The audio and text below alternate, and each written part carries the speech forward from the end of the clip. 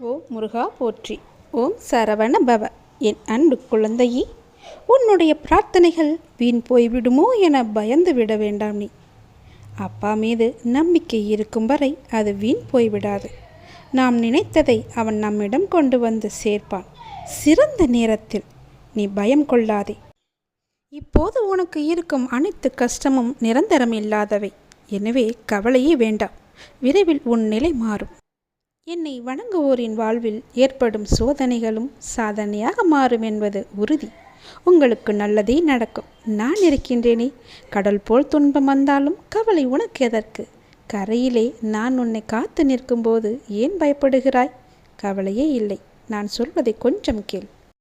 நீ வேண்டிய வரத்தை கொடுக்கவே இப்போது வந்திருக்கிறேன். இந்த வருடம் முடிவதற்குள் நீ என்ன ஆசைப்பட்டு என்னிடம் கேட்டாயோ அந்த வேண்டுதலை நான் நிறைவேற்றி தரப்போகிறேன். எந்த தடங்கள் வந்தாலும் அதை நான் உனக்கு தந்தே தருவேன். இது என் மீது சத்தியம். உன் கஷ்ட காலங்கள் எல்லாம் முடிந்துவிட்டது. புண்ணிய காலங்கள் சேர்ந்து விட்டது உனக்கு.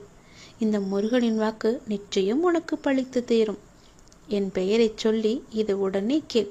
உன் வாழ்வில் நல்லது நடக்கப் போகிறது. சீக்கிரமாக கேட்டு அதன்படி நடந்து கொள். உன் வாழ்வில் உனக்கு அக்கறை காட்ட யாரும் இல்லை.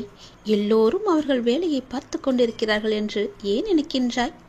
உன் மீது அக்கறை காட்ட உன்னுடைய அப்பா நான் இருக்கின்றேனே. ஏன் என் முகம் உனக்கு தெரியவில்லையா? என்று நீ என் திருவடி சரணடைந்தாயோ அன்றிலிருந்து உன் மீது அக்கறை செலுத்தி வருகின்றேன். இப்போது கூட, இந்த நொடி கூட, இந்த வருடம் முடிவதற்குள் நீ ஆசைப்பட்டது நடக்குமா என்று ஏன் சந்தேகமாக நினைக்கின்றாய்? உன் அப்பா மீது உனக்கு நம்பிக்கை இருந்தால் நிச்சயம் அது நடக்கும். நம்பிக்கையோடு நீ முயற்சி செய். நிச்சயம் உன் வாழ்வில் ஒரு அதிசயம் நான் நிகழ்த்துவேன். அந்த அதிசயத்தின் மூலமே உனக்கு அது நல்ல வாய்ப்பு கிடைக்கும்.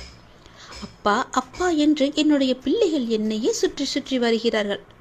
உங்கள் அன்பு நாளுக்கு நாள் அதிகமாகிக் கொண்டே போகிறது. இந்த அன்பால் உனக்குள் ஒரு ஊற்றாக நல்ல சிந்தனைகள் பெருகி உன்னையும் புதுப்பித்து உன் வாழ்க்கைக்கு ஒரு புது வழியையும் அது நிச்சயம் காண்பிக்கும். உன் அன்பிற்கு பரிசாக நீ நீண்ட நாட்களாக வேண்டிய வரம் ஒன்றை நான் உனக்கு தரப்போகின்றேன். எத்தனை நாட்கள் தவித்து கிடந்தாய் அந்த வரம் எனக்கு கிடைக்காதா என்று.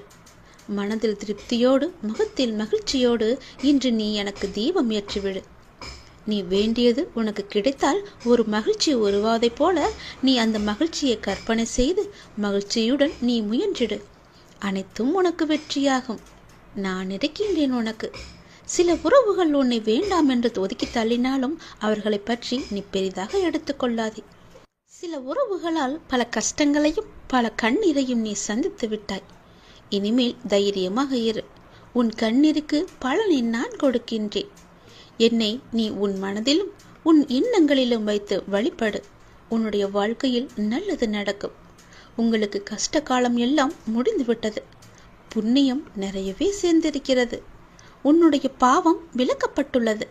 அதனால் நீங்கள் என்னை வழிபாடு செய்கிறீர்கள். இதை நான் உங்களுக்கு தெரிவிப்பதே மிகப்பெரிய நன்மையான ஒரு விஷயம். கஷ்ட காலம் எல்லாம் முடிந்த பிறகும் நீ ஏன் கஷ்டப்பட்டு கொண்டிருக்கின்றாய்? உன்னை தேடி கஷ்டம் வந்துவிடுமோ என்ற பயத்திலேயே வாழ்ந்து கொண்டிருந்தால் உன் வாழ்க்கையை நீ எப்படி வாழ்வாய்? சந்தோஷமாக. புண்ணியம் சேர்ந்த பிறகு அனைத்தும் நன்மையாகவே நீ நடக்கப் போகிறது. நடக்கும் முன்னே நீ வருத்தப்படாதே. கவலைகள் வந்தால் நான் பார்த்துக் கொள்கிறேன். அந்த கவலையை துரத்தி அடிக்கும் அளவிற்கு உனக்கு சந்தோஷங்கள் காத்திருக்கின்றது. நீங்கள் நினைக்கும் போது தரிசனம் தருவேன். கேட்டதை கொடுத்து நான் உங்களோடு இருப்பதை நான் உறுதி செய்வேன். நான் உன்னை என் கோவிலுக்கு கூப்பிடுகிறேன். பக்கத்தில் என் ஆலயத்திற்கு வா. என் கோவிலில் நான் உனக்காக காத்திருக்கின்றேன். என் புகைப்படத்தை உன் வீட்டில் வைத்து உன் வீட்டையே நீ கோவிலாக மாற்றிவிட்டாய். இருந்தாலும் நீ என் ஆலயத்திற்கு ஒரு முறை வந்து நீ தீபம் ஏற்றிவிடு. எப்போதெல்லாம் நேரம் கிடைக்கின்றதோ அப்போதெல்லாம் என் ஆலயத்திற்கு வா. உன்னுடைய மனம் குழம்பி தவிக்கும் போதெல்லாம் நீ என் ஆலயத்திற்கு வா. நிச்சயம் உன் குழப்பத்திற்கான பதில் அங்கு நிச்சயம் உனக்கு கிடைக்கும். இப்போது நான் எதையும் எதிர்பார்க்கவில்லை உன்னிடமிருந்து. நம்பிக்கையை மட்டுமே உன்னிடம் நான் எதிர்பார்க்கின்றேன். எவ்வளவு பெரிய கஷ்டமாக இருந்தாலும் கடவுள் மீது நம்பிக்கை வைக்கும்போது அவர் உனக்கு நிச்சயம் தன்னம்பிக்கை தந்து உன்னை வெற்றி பெற செய்வார். நடுவழியில் உன்னை கைவிடுவதற்காகவா நான் உன்னை இவ்வளவு தூரம் அழைத்து வந்தேன்? நிச்சயம் உன்னை கைவிட்டு விட மாட்டேன். உன்னுடைய வேண்டுதல் எதுவோ அது நிச்சயம் பலிக்கும். நான் என்றே அதற்கான வரத்தை தருகிறேன், பெற்றுக்கொள். நான் உன்னை தேடி வந்திருப்பது எதற்காக என்று நினைக்கின்றாய்? உன்னை எச்சரித்து விட்டு போகவே வந்திருக்கின்றேன். ஏனென்றால் நீ என்று பொறுமையாக மௌனமாக இருக்க வேண்டிய நாட்கள். உன் வாயை விட்டு நீ சிக்கலில் மாட்டிக்கொள்ளாதே. நான் சொல்வதை முழுமையாக கேள். கண்ணிமையை மூடி திறக்கின்ற நேரத்தில் உன்னுடைய அப்பாவின் உதவி உனக்கு வரும். அதற்கும் கூட உனக்கு கொஞ்சம் பொறுமை வேண்டும். நேற்று உன்னை புரிந்து கொள்ளாதவர்கள் கூட உன்னை புரிந்து கொண்டு தானாக உன்னிடம் வந்து பேசினார்கள், பார்த்தாயா? நீ என்னிடம் பிரார்த்திக்கும் போது எது வேண்டும் என்று கேட்கவில்லை. நானாக உன் மனதை புரிந்து உனக்கு தேவையானதை நான் நடக்கச் செய்தேன். நீ எதையும் பிரச்சனையாக மட்டுமே பார்த்தால் அது பிரச்சனையாக மட்டும்தான் உனக்கு தெரியும். எதிலும் உனக்கு நான் என்ன நன்மையை செய்து வைத்துள்ளேன் என்று உணர்ந்து பார்த்தால்தான், என்னுடைய லீலைகள் என்ன என்பதை நீ உணர்ந்து பார்த்தால்தான் உனக்கு நான் உனக்காக செய்யும் நன்மைகள் எல்லாமே உனக்கு விளங்கும். உனக்கு நன்றாக புரியும். கொஞ்சம் நிதானமாக யோசித்துப்பார். உன்னோடு நான் இருக்கின்றேனா இல்லையா என்று யோசித்துப்பார். உன்னை நீயே கேட்டுப்பார். எப்போதும் உன்னுடன் வந்து கொண்டிருப்பது யார்? எனக்கு தேவையான உதவிகளை செய்வது யார்? எனக்கு துணையாக இருப்பது யார்? நான் கேட்கும் இடத்திலெல்லாம் எனக்கு உதவி வந்து கொண்டிருப்பது எப்படி என்று நீயே உன்னை நீயே ஆழமாக யோசித்து கேட்டுப்பார். தைரியமாக இரு. உன்னையே நம்பினேன், நம்புகிறேன், இனியும் நம்புவேன். எவ்வளவு துன்பம் வந்தாலும் உன்னை நான் மறக்க மாட்டேன் என்று நீ எப்போது எந்த நொடி நினைத்தாயோ, இன்னும் எவ்வளவு துன்பம் கொடுத்தாலும் தாங்கிக் கொள்வேன் என்று எண்ணினாயோ, ஏனென்றால் அப்போதே நான் உனக்குள்ளே வந்துவிட்டேன். உனக்கு தேவையான எல்லாவற்றையுமே செய்து ஆரம்பித்து விட்டேன். உன்னை வணங்கும் எனக்கு வலிமை உண்டாகவிட்டும் என்று நீ நம்பி என்னை பிரார்த்தித்து கொண்டிருந்தாய் அல்லவா? எதையும் தாங்கும் சக்தியை நான் உனக்கு கொடுத்திருக்கின்றேன். நம்பு, என்னை முழுவதுமாகவே நம்பு. நான் உன் கூடவே இருப்பேன். எப்பொழுதும் எந்த ரூபத்திலும் நான் உன்னை வந்து காத்து கொண்டே இருப்பேன். உனக்குள் அச்சமும் குழப்பமும் அதிகரித்து வருகிறது. உன்னுடைய கேள்விகளுக்கெல்லாம் விடை கிடைக்காமல் அது நீண்டு கொண்டிருக்கிறது. ஆனால் இந்த நாட்கள் நீ மௌனமாக இருக்க வேண்டிய நாட்கள். யாரிடமும் வம்பு வந்தாலும் நீ அதை தவிர்த்து மௌனமாக செல்ல வேண்டிய நாட்கள். உனக்கு கிடைக்க வேண்டிய எல்லா பதில்களும் நியாயங்களும் சில தினங்களில் உனக்கு கிடைக்கும். அதுவரை நீ கொஞ்சம் பொறுமையாகத்தான் இருக்க வேண்டும். அவசரப்பட்டு வாயை விட்டு விடாதே. என்னுடைய நாமத்தை நீ ஜெபம் செய்து வா. நல்லது நடக்கும். அது மேற்கொண்டு எந்த சிக்கலும் ஏற்படாமல் அது உன்னை காக்கும். உன்னை எப்போதும் என்னுடைய நாமமே இறுதி வரை காத்து நிற்கும்.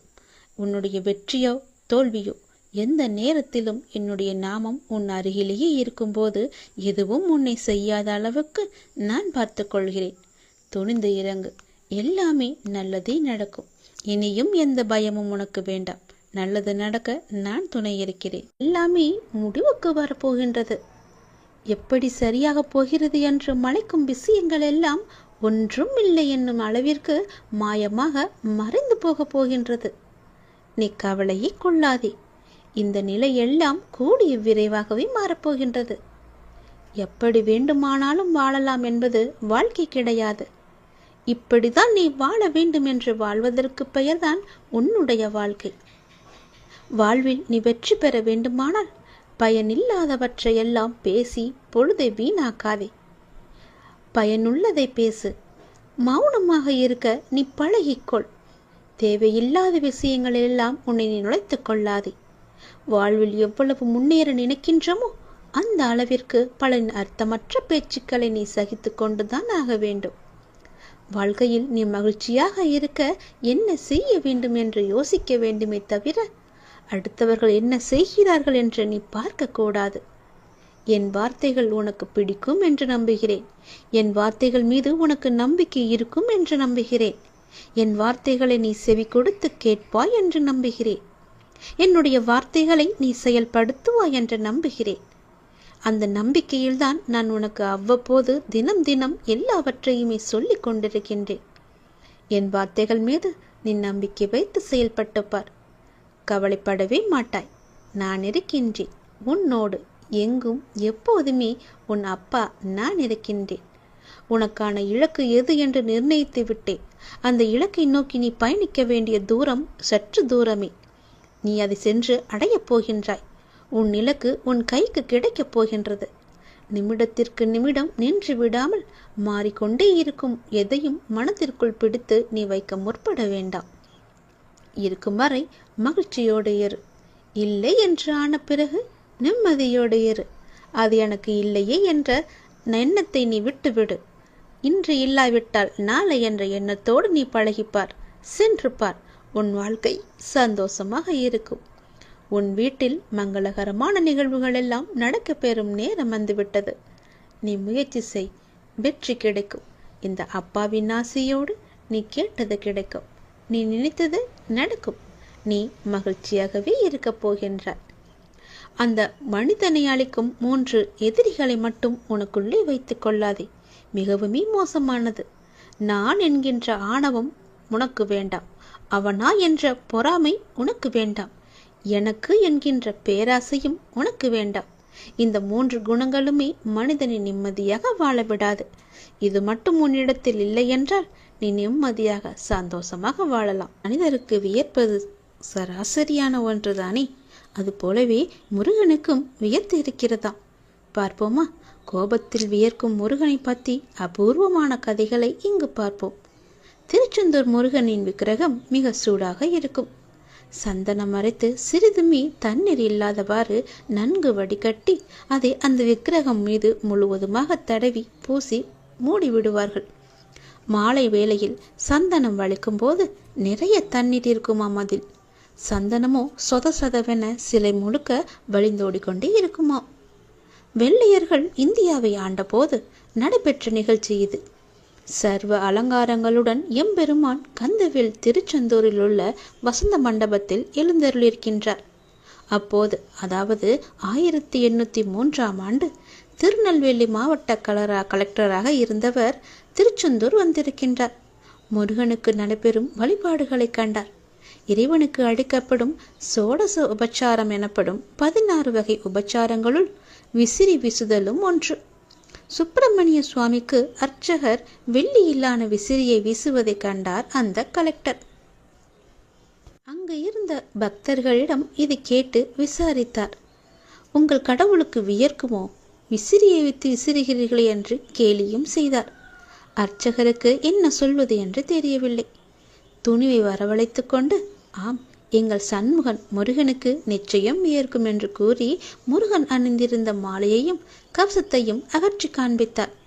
முருகனின் திருமேனியில் திட்டு திட்டாக வியர்வை துளிகள் அரும்பி இருந்ததை கண்டு வியந்து போனார் அந்த கலெக்டர். வீடு திரும்பிய கலெக்டருக்கு அதிர்ச்சி காத்திருந்தது. மனைவியின் வடிவில். ஆம், அவருடைய மனைவி திடீரென கடுமையான வயிற்று வலியினால் துடித்து கொண்டிருந்தார். சூளை நோய் என்பார்கள். இந்த நோய் கண்டவர்களுக்கு நெருப்பு கங்குகளை விழுங்கியதைப் போல வயிறு வலிக்குமாம். முருகனின் வழிபாட்டை ஏளனம் செய்ததே இதற்கு காரணம் என்பதை கண்டறிந்தார், உணர்ந்து கொண்டார் கலெக்டர். உடனே என்ன செய்வதென்று தெரியாமல் தனக்கு கீழே பணியாற்றி கொண்டிருந்த கடவுள் நம்பிக்கை மிகுந்த முருக பக்தர் ஒருவரிடம் நடந்ததை கூறி, என்ன செய்தால் உங்கள் முருகனின் கோபம் தணியும் என்று கேட்டார். அவர் கூறிய உபயத்தின்படி உடனே திருச்செந்தூர் ஓடோடி சென்று, முருகப்பெருமானே, என்னை மன்னித்து என் மனைவியை காப்பாற்று. அவள் படும் துயரை கண்டு என்னால் சகிக்க முடியவில்லை. உன் ஆலயத்திற்கு தேவையான பொருட்களை நான் என் சொந்த செலவில் வாங்கி தருகிறேன் என்று மனமுருக வேண்டிக் கொள்ள, எங்கும் நிறைந்திருக்கும் பரபிரம்மம் முருகப்பெருமானின் தனி பெருங்கருணையினால் கலெக்டரின் மனைவிக்கு இருந்த வயிற்று வலி அதிசயத்தக்க வகையில் உடனடியாகவே நீங்கியதாம். இப்போது அந்த கலெக்டருக்கு முருகனின் மீது அபூர்வ பக்தி ஏற்பட்டுவிட்டது. முருகப்பெருமானின் கருணை எண்ணி வியந்த கலெக்டர் சொன்னபடியே வெள்ளி பாத்திரங்களை கோவிலுக்கு காணிக்கையாக கொடுத்தார். அவற்றில் அவருடைய பெயரையும் முத்திரை பெற்றிருந்தது.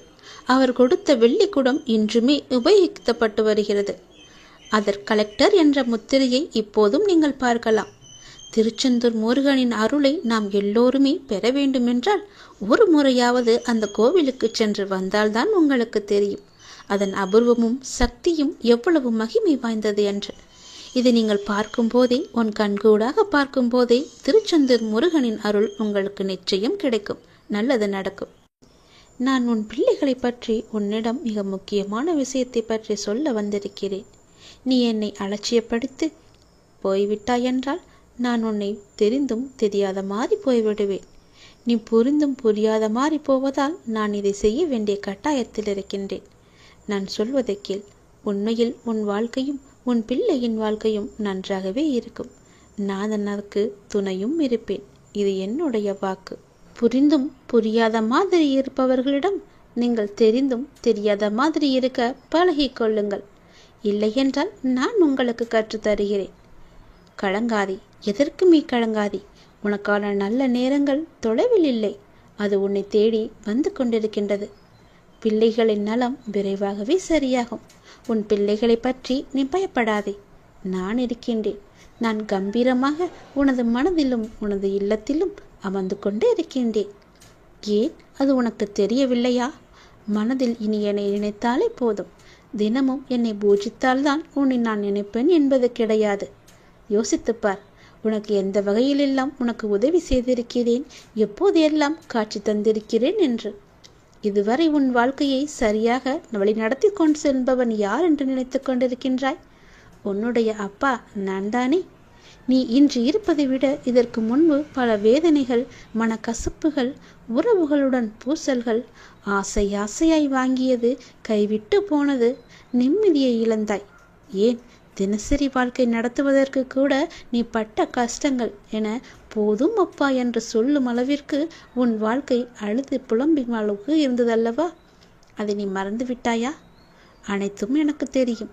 அனைத்தையும் அறிந்தவன் நான். அனைத்தும் நன்மைக்கே என்று நீ எடுத்துக்கொண்டு ஒவ்வொரு நாளையும் நீ கடந்து வந்திருக்கின்றாய். அப்படி இருக்கும்போது எப்படி நான் உன்னை கைவிடுவேன்? பல நன்மைகள் உனக்காக நான் வைத்திருக்கின்றேன். நீ தினமும் என்னை பூஜித்து கொண்டிருக்கின்றாய். நான் உன்னிடத்தில் எப்படி வந்து சேர்ந்தேன் என்று உனக்கு தெரியுமா? எந்த வகையில் உன்னிடம் வந்து நான் அறிமுகமானேன் என்று ஒரு நிமிடம் பின்னால் திரும்பி யோசித்துப்பார். நீ எனது பொக்கிஷம். யார் மூலமாக உன் வீட்டிற்குள் வந்தேன், உன் மனத்திற்குள் கம்பீரமாக வந்து உட்கார்ந்தேன் என்று யோசித்துப்பார். நீங்கள் அனைவரும் எனதுடைய குழந்தைகள். எனது அனுமதியின்றி எவருமே உன்னை தொட முடியாது. அந்த அளவுக்கு உன் பாதுகாப்பு வளையத்தை நான் பெரிதுபடுத்தி வைத்திருக்கிறேன். இனி நீ நினைத்த வாழ்க்கையே உனக்கு கிடைக்கப் போகிறது. என்னுடைய வாக்கு என்றுமே பொய்யாகாது என்பதை நீ உணர்ந்து கொள்ளும் நேரம் வந்துவிட்டது. உன்னை சுற்றியுள்ள உறவுகள் எல்லாம் உன்னை பற்றி பெருமையாக பேசப் போகிறார்கள். உன்னை பாராட்டப் போகிறார்கள். உன் பிள்ளையின் நலன்கள் எல்லாம் சரியாகி நன்றாக படித்து நல்ல நிலைமைக்கு வரப்போகின்றார்கள். பொறுமையாக இரு. நான் எனது அதிசயத்தை நிகழ்த்தப் போகின்றேன். உன்னுடைய குடும்பத்தை வழிநடத்தப் போகின்றேன். உன்னுடைய அப்பாவாக நான் இருக்கின்றேன். உன்னை கெடுக்க பலர் இருந்தாலும் அதே இடத்தில் உனக்காக ஒருவனை துணைக்கு வந்து நிறுத்துவேன். எனது தீவிர பக்தனை ஒருபோதும் நான் கைவிட்டு விட மாட்டேன். எந்த ரூபத்தில் வந்தாலும் நான் உன்னை நிச்சயம் காப்பேன். நல்லது நடக்கும். ஆனது நாளுக்கு நாள் அதிகமாகிக் கொண்டே இருக்கின்றது. ஏன்? எதற்காக? என்னோடு இந்த பயணத்தில் உன் மனம் நேர்மறை எண்ணங்களை அல்லவா பற்றி கொள்ள வேண்டும்? எப்போதும் எதிர்மறையை பற்றி கொண்டு ஏன் கவலையாக இருக்கின்றது உன்னுடைய மனம்? உன் கவலை எதுவாக இருந்தாலும் 2 நாட்களுக்குள் உன் மனதை விட்டு அகன்றுவிடும். கவலையிலிருந்து நான் உன்னை மீட்டெடுப்பேன். இது நிச்சயம் நடக்கும். நீ என்னை உன் அண்ணனாகவோ தந்தையாகவோ நல்ல தோழனாகவோ என பல உறவுகளாக நினைக்கின்றாய். உன் முன் ஜென்மத்தில் நீ என் மீது கொண்டிருந்த பாசமும் பக்தியும் தான் உன்னை எப்போதும் உறவாய் நினைக்க வைக்கின்றது. நீ எந்த உறவாக என்னை நினைத்தாலும் அந்த உறவாக நான் உனக்கு தேவையானவற்றை செய்து தரப்போகின்றேன். ஆனால் அதே நேரம் அந்த உறவுக்கென்று உள்ள கண்டிப்பும் நான் செய்வேன். அண்ணனாகவோ அப்பாவாகவோ உன்னை வழி நடத்திச் செல்வேன். உனக்கு நெருப்பு வளையமாக நான் உன்னை பாதுகாத்து கொண்டு உன் அருகில் இருக்கின்றேன். சில நேரம் அந்த நெருப்பின் வெம்மை உன்னை கடும் சுழலால் காக்கும். அது உன்னை தாக்காது. சுடுகிறதே என்று தாண்டி வெளியில் சென்று விடாதே. நெருப்பினால் உள்ளே வர முடியாத ஆபத்துக்கள் நீ வெளியே சென்றால் உன்னை வந்து தாக்கிவிடும். எனவே சில துன்பங்களை சில காலம் நீ பொறுத்திரு. உனக்கு குளிர்ச்சியை நான் தருகிறேன். உன் உள்ளம் குளிரும் நல்ல செய்தியையும் நான் தருகின்றேன். ஏன் வாழ்கின்றோம், இந்த வாழ்க்கையே வேண்டாம் என்று எதிர்மறை எண்ணங்களோடு முடிவெடுக்காதே. இந்த வாழ்க்கை என்ற புத்தகத்தில் பல சுவாரஸ்யமான பக்கங்களை நான் வைத்திருக்கின்றேன். பின்னால் போய் பார்த்தால்தான் தெரியும். நீ இன்னும் அந்த பக்கத்திற்கு வரவே இல்லை. அதை நீ திருப்பி பார்க்கவே இல்லை. அதற்குள் ஏன் அவசரப்படுகிறாய்? அங்கு எத்தனை மகிழ்ச்சியான தருணங்கள், சந்தோஷங்கள் எல்லாம் அங்கு அடங்கியிருக்கின்றன தெரியுவா? அதை நீ திருப்பி பார்த்தால்தானே தெரியும். அதற்குள் அவசரப்பட்டு எனக்கு இந்த புத்தகமே வேண்டாம் என்று தூக்கி தூர போட்டால் எப்படி? அது உன் வாழ்க்கைக்கு நல்லதா? கொஞ்சம் பொறு. பல மகிழ்ச்சியான தருணங்கள் அதை நான் வைத்திருக்கின்றேன். என் மீது முழு நம்பிக்கை வை. உன் நம்பிக்கையை நான் நிறைவேற்றி காமிக்கின்றேன். உடனே இதை நீ எந்த நொடி கேட்கின்றாயோ அப்போதே ஓம் என பதிவிட்டு விடு. அந்த ஓம் என்ற ஓங்கார ஒளியில் உன்னுடைய வாழ்க்கையை நான் ஒளித்து வைத்திருக்கின்றேன். நீ எப்போது ஓம் என்று பதிவிடுகின்றாயோ, ஓம் என்று சொல்கின்றாயோ, அப்போதே உன் வாழ்க்கையின் முழு அர்த்தத்தை உனக்கு கொடுத்து மகிழ்ச்சியான வாழ்க்கையை நிலைத்து நிற்கும்படி நான் செய்து காமிக்கின்றேன். இன்னும் இரண்டே நாட்களில் உன்னுடைய கவலை எல்லாமே தீர்ந்துவிடும். நான் உன் மனதை விட்டு எங்கும் போக மாட்டேன். கவலையிலிருந்து உன்னை நான் மீட்டெடுத்து உன் நல்ல வாழ்க்கைக்கு உன்னை அழைத்துச் செல்வேன். இது நிச்சயம் நடக்கும். இது என் மீது சத்தியம்.